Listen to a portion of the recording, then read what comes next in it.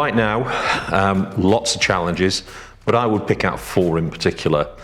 First thing, clearly, given the current economic environment, the pressure for cost savings. We're seeing it in a lot of the reports right now that cost reduction, the drive for cost reduction, is right back at number one. Organisations have got to focus on that. Second thing, a little bit more long term, but equally important, is the importance of ESG. So ESG cannot be overstated in terms of how critical it is for procurement teams to get this right, because this will become a board issue. Cost savings arguably are not a board issue, profit is. ESG definitely will be. Supply chains have a massive impact on that, and therefore the role that procurement teams play in terms of making sure that you've got a compliant and a compliant supply chain and a supply chain that's contributing to your ESG success and performance is really important. Third thing, and I heard this just yesterday at a conference, the war for talent. So getting the right skills, the right people, the right capabilities, I think that's a real challenge, and the ongoing debate about, do we invest in developing our own teams, or do we go and invest in recruiting new talent that's out in the market? And then finally, of course, technology. So there is just a sea of opportunity there, a really good sea of opportunity, but there is the challenge to get that right. And what do you do with that?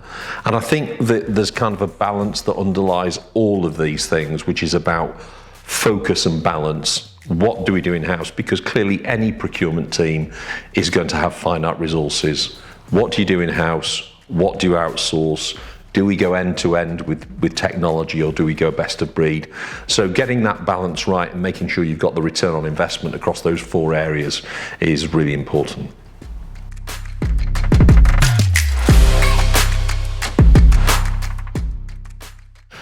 For me, a successful procurement strategy covers people, process, technology, results. You've got to think about those things, get the right balance, and also there's the balance of delivering short-term goals and short-term results, usually the hard numbers, and then contributing to the longer term. So, we all know, you can see in any books about procurement, all the academic studies, a buyer will have, pound for pound or hour for hour, a far greater influence on total cost if you're involved right up front than if you're just negotiating on the last 10% where somebody's come to you and said, I've done the deal, in all but price. Can you just go and negotiate with the supplier? So getting that balance between short and long term is really important. And so some of the things you need to be thinking about are, what category strategies do we have in place that cover both short term, here and now, long term, where do we want to be? What are the things we want to be looking at that we don't even do now as a business? That's really important. I think another aspect is, how are we going to work with our suppliers? Who are we going to develop? Who are we going to measure? Is there a middle ground where we do a little bit of activity but not a lot with them? Clearly a set of numbers about business planning. What is this going to mean in terms of whether it's cost reduction, working capital, cost avoidance, whatever definitions of value you have. And then, of course, the non-financial value, the ESG debate, the diversity angle, and many other things beside. But having a clear definition of what value are we going to deliver, and how can you break that down through either category teams or product lines, that's important. As we talked about before, people development, and how we're going to do that.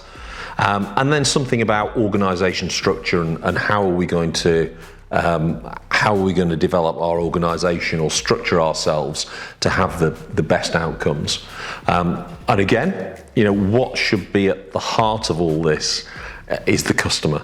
So whether you define that as a procurement team as your internal customer, or even your external customer, if you're in that sort of position, and some organisations are, making sure that all of those things contribute to end value for the customer.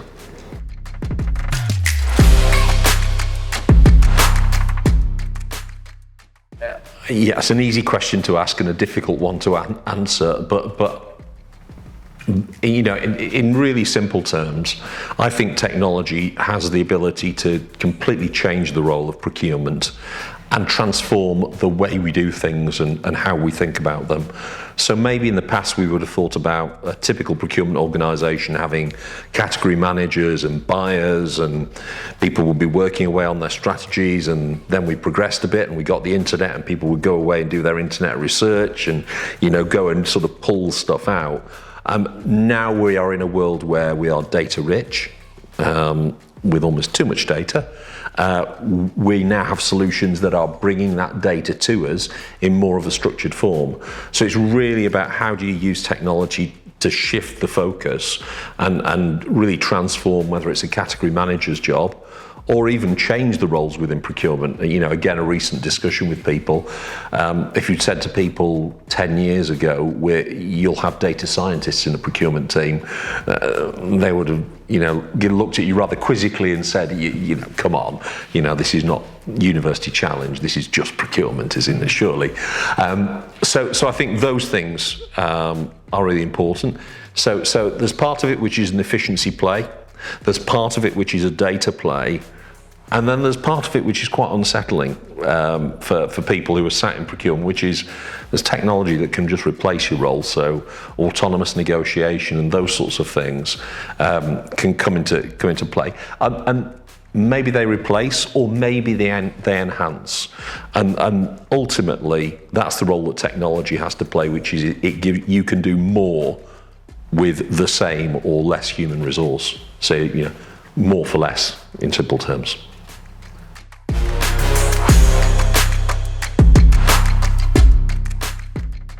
Definitely start with spend. Understand the numbers. Understand how the numbers are moving over time. I would also be using technology to give me information on supply markets and what's going on there.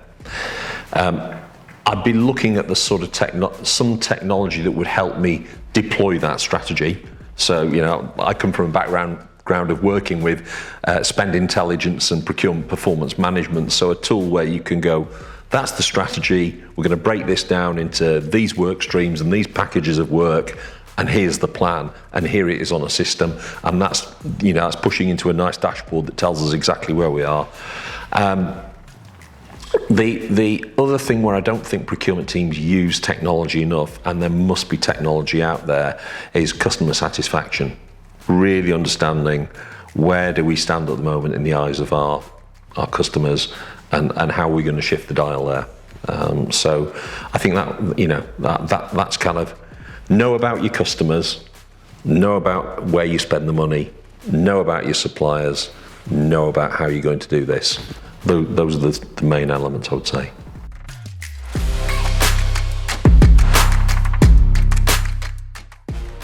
Yeah, it's in a whole range of places, and you'll see articles that will say, oh, people need to be doing this, that, or the other for leading edge, and quite often there's an assumption about where organisations are, and companies change over time. They acquire, they divest, they develop, they grow or shrink, and therefore you have procurement teams that are either in startup mode or are in acceleration mode, scale-up mode, or they're shrinking or they're changing shape, and so it's to me it's not like one steady journey, and I think some of the things that influence that are how much appetite the business has.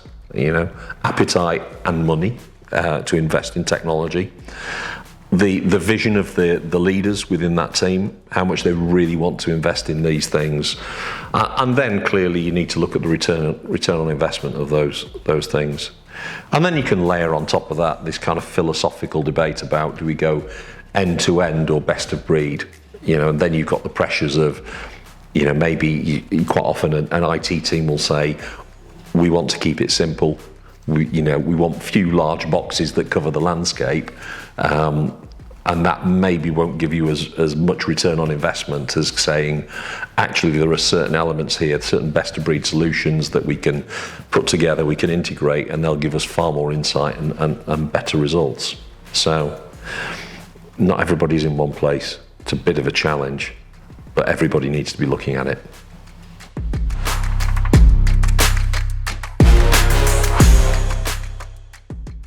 Three things, I think. First, customer satisfaction. So if you've done that upfront analysis of what do people think of my procurement team, where are we now compared with where we were before, you can have the best numbers in the world, but if people aren't happier, all you've got are better numbers, and that's not going to be a sustainable solution. That said, second thing, numbers. You've got to be able to measure your impact, and say it's not just how people feel, but it's what have we delivered as an organisation. And when I think about that, yeah, cost savings are part of it.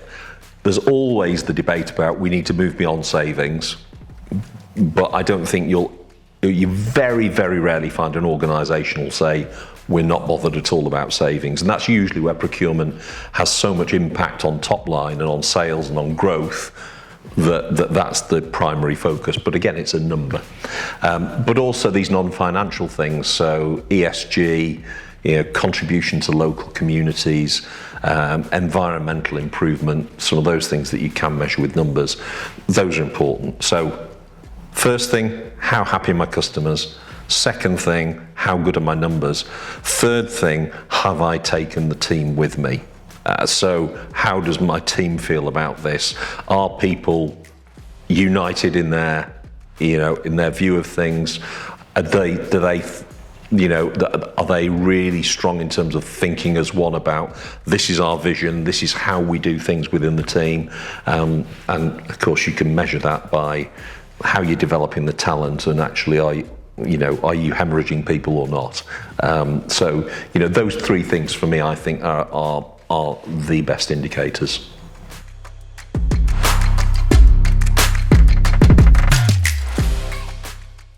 That's a great question. I'm reminded of Sun Tzu, The Art of War, where he says, know your enemy and know yourself, and you will, something like, you'll live to fight 1,000 battles, or you'll have the strength to fight 100 or 1,000 battles. So, at the heart of this, at the heart of procurement, it's a core skill, being curious. Never accept a supplier's first offer. Think about specification, think about all these things. How can I learn more about this every day in my job, whether it's what I'm buying or the process I'm using? So, we have to do this as procurement professionals every day. It's incumbent on us to be curious. Be curious about how we do things, and be curious about what the competition is up to. So, the more you do that, the more comfortable you will feel about the journey you're on and what you're trying to achieve. Allied with that, because you can do all that, but not have much of a sense of where you're going. Really important thinking about, have we got a strategy? How are we going to achieve it? And it's always better to have a slightly imperfect strategy. Don't make perfection the enemy of good. If you've got a strategy, focus on it, commit to it, and always understand how are the competition moving in comparison to yourself. So whether it's looking at a category, if you're a buyer, or whether you're in the tech industry like I am, what's the competition doing? Have a sense of what's going on, and what does that mean for the customer. And I think that's the really important thing, and that helps to keep companies moving.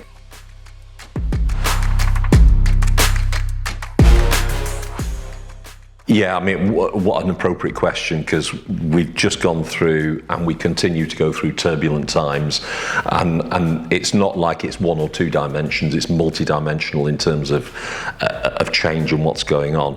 Eisenhower said, 70, 80 years ago, he said, plans are nothing, planning is everything.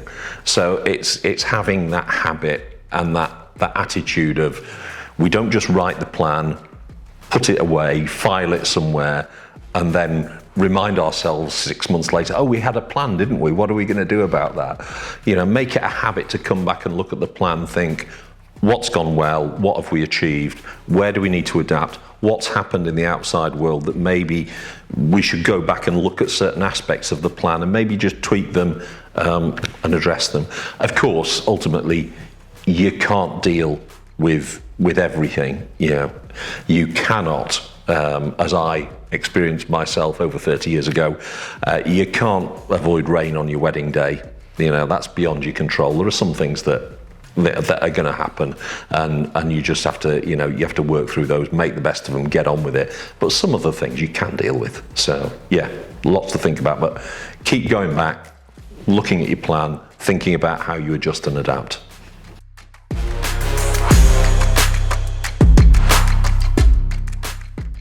I'd illustrate this by telling a short story about a friend of mine who's a procurement leader working in a massive multinational Fortune 500 company, day in, day out, focused on driving savings, driving improvement in the supply chain. He put an article out online about how his organisation was addressing sustainability with the supply chain, and particularly that aspect of ESG. And he said to me, he said, "Richard, I came into work one day, I opened my inbox, I had an email from the CEO, not just a circular email, an email to me from the CEO. So I opened it with a little trepidation, and it said, here you are, XXX. Thank you so much for sharing our strategy, talking about how this applies to our supply chain and what we want to do out there. This is incredibly important to me as CEO, and I really appreciate your support in doing that and your public support in doing that." And he said, "I've never had an email that says, thank you for all the cost savings." That's how important ESG is. It's on the CEO agenda.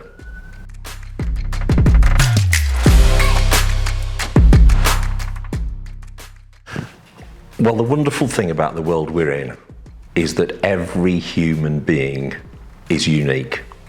Whether they're working for a supplier, whether they're a colleague, whether they're working in technology, whatever, we are all unique. We've all got a little conversation going on inside our head. We've got all those filters and all those experiences that we've gone through in our lives, so that when we have any conversation about saying, we're here, we're going to do some procurement change, it's going to involve technology, and it's going to take us there.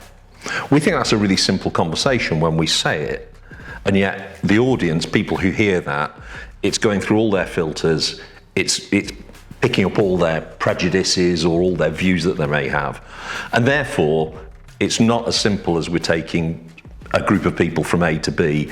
We're taking people from all sorts of different places. And so that's a really challenging journey, and something to think about really carefully, about how fast can we move?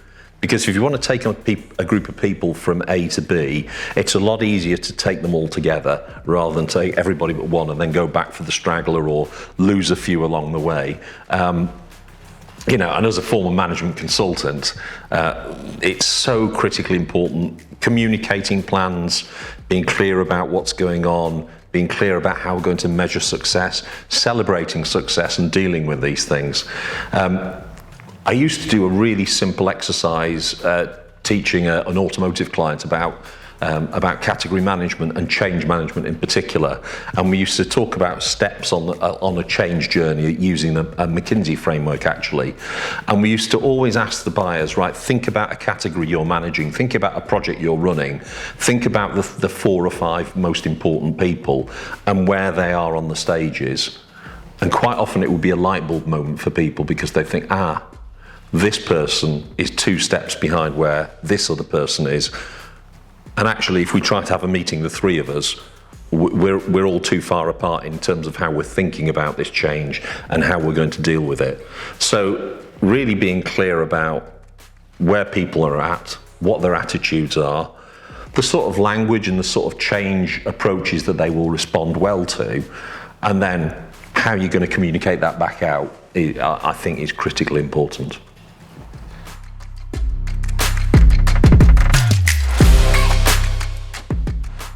I think it all depends on the organisation and the culture. If you're in the armed forces, top-down works, it's a very established culture. I've worked with other organisations a global, very famous media organisation where they said, change happens almost by osmosis. You sort of socialise what you want to do, and then it soon becomes apparent that people like the idea, and then at that point you start to socialise a plan, and people sort of agree with that, which is almost the antithesis of the armed forces. So I think about the culture you're in, think about what works well, think about the people you work with. Finance people like numbers, engineers like structure. Play to what they like, play to their agenda, and structure the plans accordingly.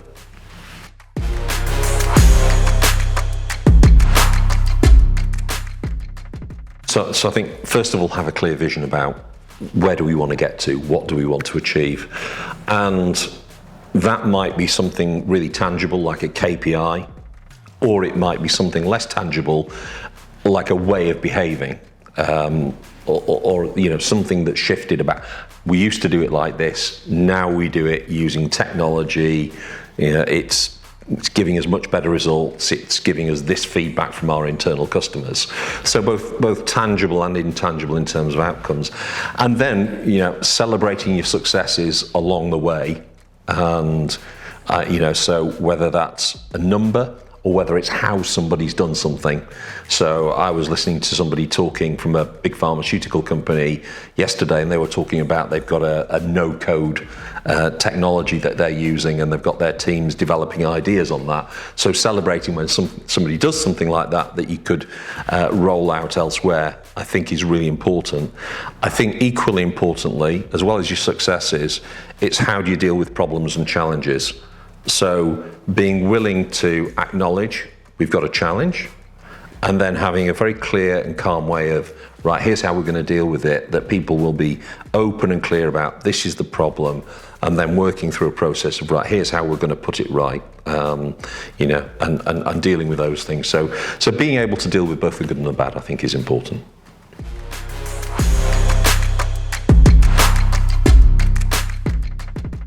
I'd like to pick out a particular use of technology, and it was a client in the consumer product sector working with both Market Dojo and Pair Angusta, and they had chosen those technologies. They previously had an end-to-end solution, but their strategy was really focused on certain aspects, in particular managing cost, in particular managing their teams well, and so they'd chosen those technologies to do that.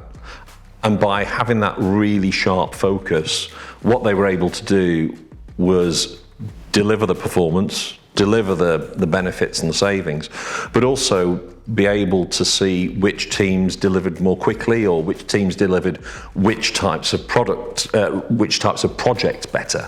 And I think, as a really successful outcome, that then gave them the flexibility as a global organisation to start thinking about, if we're doing a new project next year, which team would we like to look at this in an ideal world?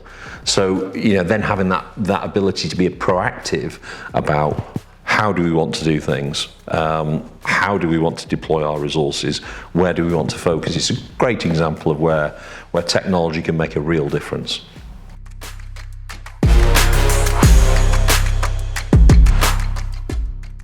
Yeah, so if I think back to quite some time, to an aerospace company that I worked with, and they had a major procurement transformation going on, as well as other change programs within the organisation. The leadership team, working with them, they had a really clear sense of where they wanted to get to, and that wasn't just about numbers and results. Clearly that was important, but also defining their category strategies, having a strong view of that, knowing how they wanted to develop supply relationships and how they wanted to deploy technology. And I think because they had that strength of strategy, within this particular organisation, there was a really strong focus on economic value added. So that was how they measured project success. And the end result for the procurement team and the change team working in procurement was that their economic value added per pound of resource was twice that of any other change project. So the procurement team became a place to be. It was seen as very successful in the organisation, and that was backed up by the results they delivered. So it was a great place to be, and it felt like a great team to be working in as well. And that's just one example of where, good strategy deployment led to a real sense of purpose and a real sense of momentum.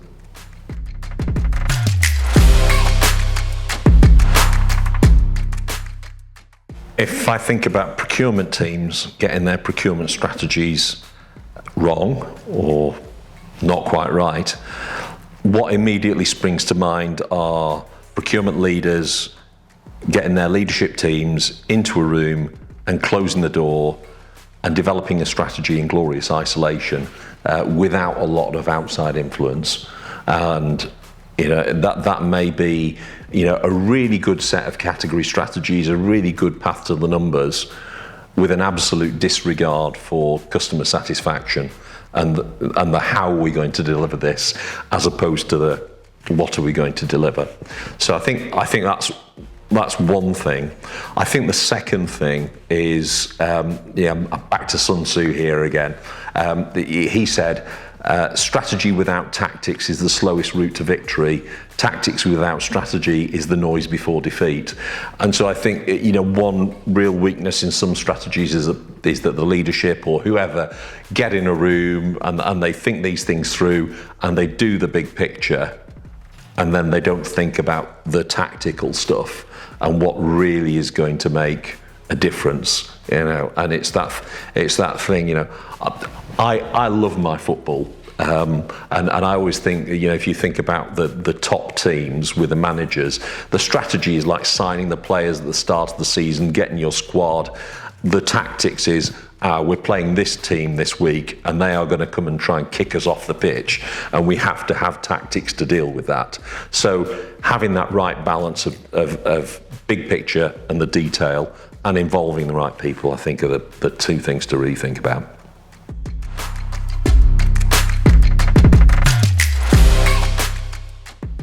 The future of procurement strategy looks fantastically exciting, I've got to say. I've heard various people present over the last year, and they've said, what a challenging time, what a difficult time to be a category lead in an organisation. And yet, those people who've been in procurement teams, setting procurement strategies over the last couple of years and over the next few years, in decades to come, people will be asking them, what was it like in 2022, 23, putting your strategy together? And so, it's a time of tremendous opportunity. However, there are certain things that are going to be non-tradable. There'll still be a demand for performance, whether that's cost or whether that's ESG. There'll be new opportunities and challenges. So we have got so much data now, so much data. The winners are going to be the people who learn how to master that data and learn what matters. And similarly with technology, I think with technology, it's about really thinking through, what do we want? What's going to help us to be successful? What's going to help us to work well with our internal stakeholders? So have a really clear strategy in terms of what you want to do with technology going forward, and keep being curious, keep learning, keep finding out what's out there, keep pushing yourselves. There is never ever going to be a perfect moment over the next few years where the water's suddenly still and everybody goes, great, now we can do strategy. It's going to be choppy seas, but in amongst the waves, you've got to find the time to invest, to work through these things, to know how you're going to be successful, and to find the right people to help you on that journey as well. That's the other angle, is the roles within procurement will change dramatically as well. So whether it's savings, ESG, technology, people, back to the same things, focus on that strategy and get doing something as soon as possible.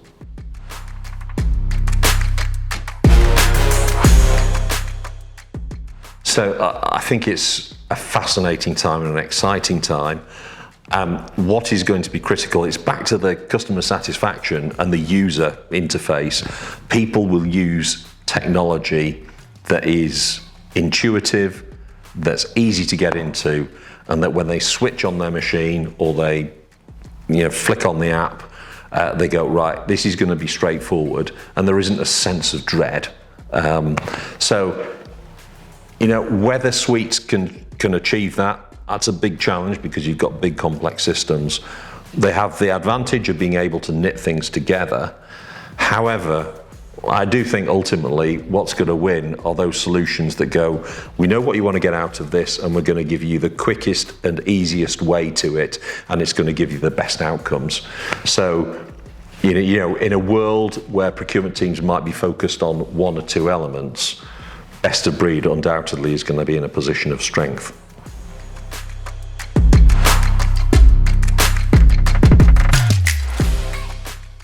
I think there's some real tensions when you look at suites and best of breed. We are in a world where we've got different tensions.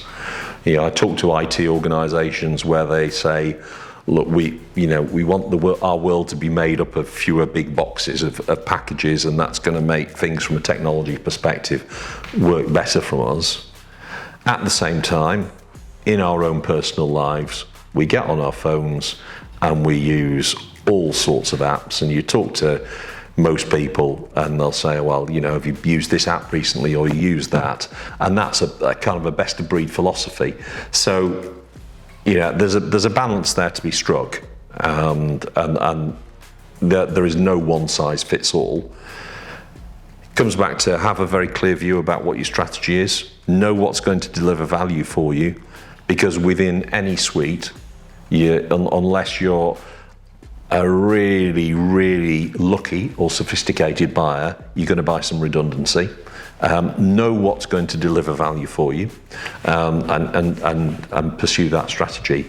And I think that that's really one of the big challenges there is kind of know what you want, know what's going to deliver value, and then go after it. But don't be afraid, a bit like we talked about earlier, don't be afraid to come back and go, hang on, the world's changed. We need to think about how we address this differently.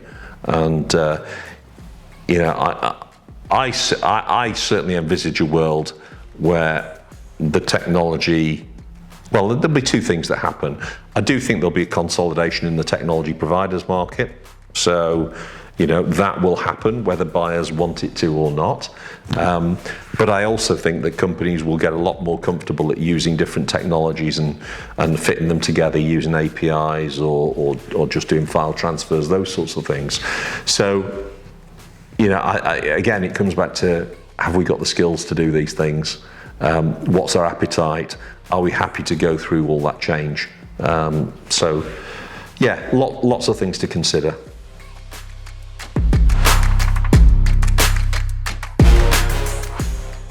I've spent a long time in procurement, as you can probably tell, and I've only ever come up with one piece of original thought, and that is, our job as procurement people, make it as easy as possible for the supplier to give you their best offer.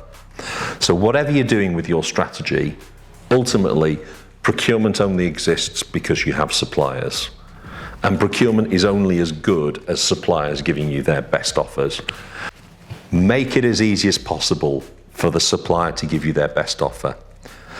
So create category strategies and procurement strategies that mean you are taking beautifully formed packages of work to suppliers that when they see them, they go, this is fantastic. We really want to work for this customer. We really want to give them our very best offer.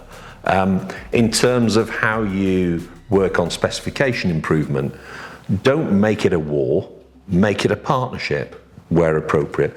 Where you have competition and where suppliers will respond to competition, make it a war, make it a competition, thrive on that. But think about how you're deploying your strategy. Think about how that's going to be received by suppliers. Think about how that's going to impact on your colleagues. If you can focus on that when you're thinking about your strategy, that's the route to success, in my opinion.